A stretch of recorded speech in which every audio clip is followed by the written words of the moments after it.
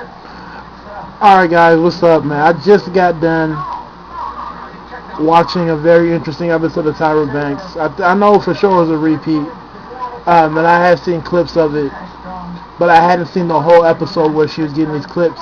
And it was just about the whole light-skinned women versus dark-skinned women thing.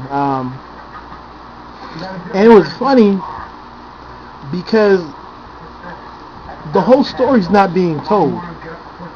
The assumption is that all black-skinned men are in. And what people fail to realize is that dark-skinned brothers,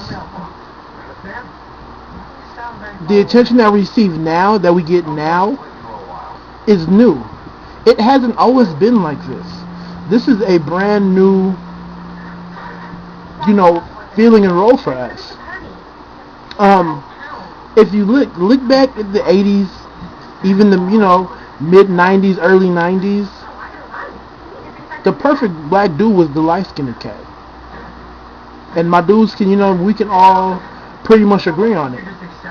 It's as simple as that. All the girls, dark-skinned girls, light-skinned girls, everyone wanted the light-skinned cat that walked in the room. It's as simple as that. It's not about denying it, it's just about accepting it. And I think the issue is primarily the hatred between black women, light-skinned black women and dark-skinned black women, is that they all like the dude because that was what the ideal black man was. It's as simple as that. Our success is relatively new. I mean, we have brothers like Michael Jordan and whatnot who kind of helped put us on the, put us out there. But I mean, just look at a lot of actors. Everybody's on Morris Chestnut. Oh, Jamie Foxx. These brothers have been out forever. Seal. Now that he has a white wife and a family, it's a problem. But in the 90s, nobody gave a crap. Oh, he's an ugly dark-skinned dude. Who cares? With the scar.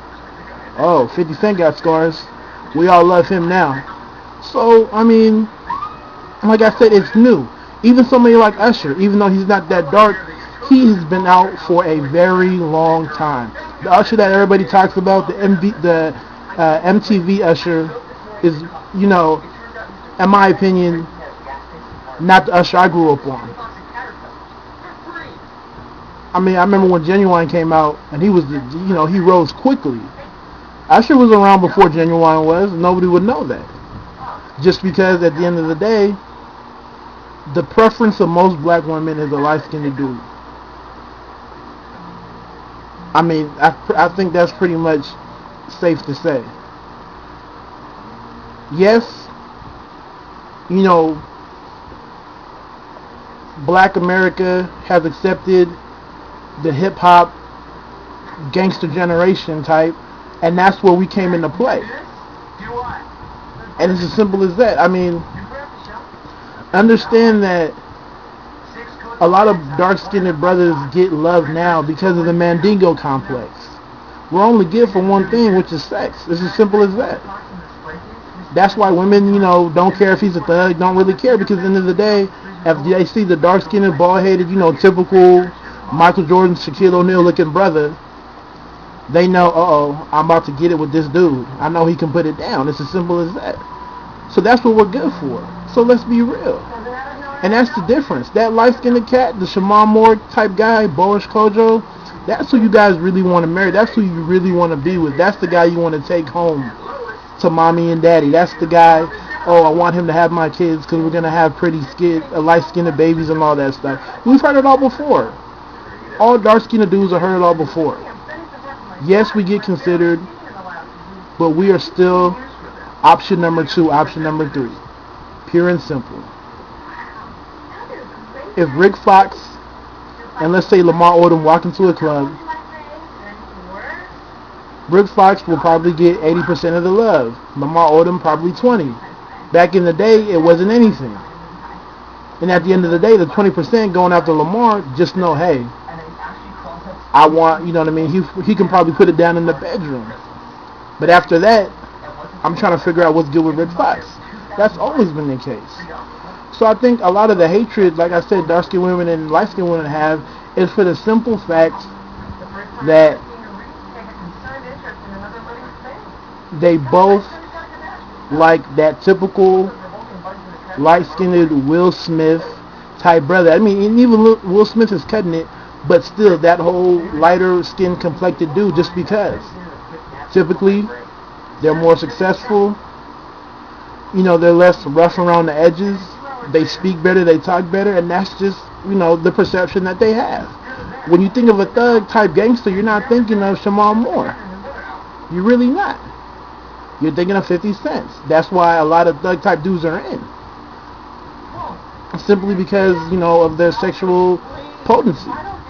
I mean, it's a good stereotype, but nevertheless, it's still a stereotype. And the issue why I feel like a lot of black women are complaining in today's world is because, you know, option one, the light-skinned cat,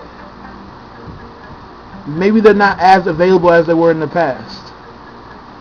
And, you know, option twos, they kind of get upset because option twos aren't around. You know, the second pick, we're not readily available, chilling, waiting, you know what I mean? Option B, okay. And we're doing our thing. Like I said, look at Seal. Seal's a prime example of an option B type brother. In his prime, nobody was fucking with him. Nobody cared.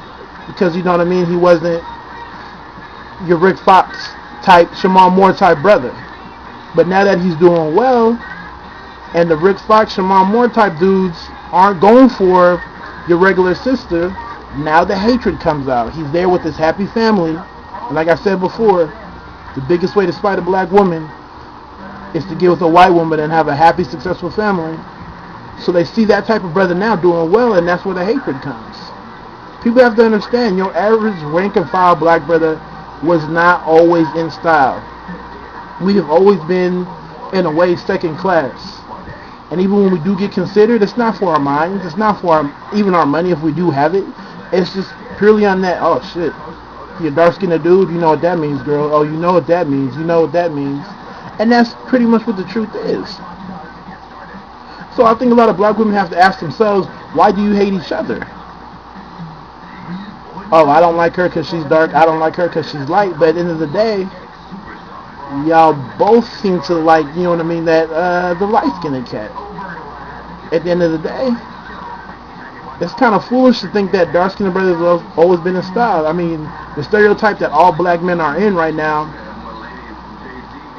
that would be cool if that was the case. I'm not going to lie, but it really isn't. It just really isn't. And I have to stress that point.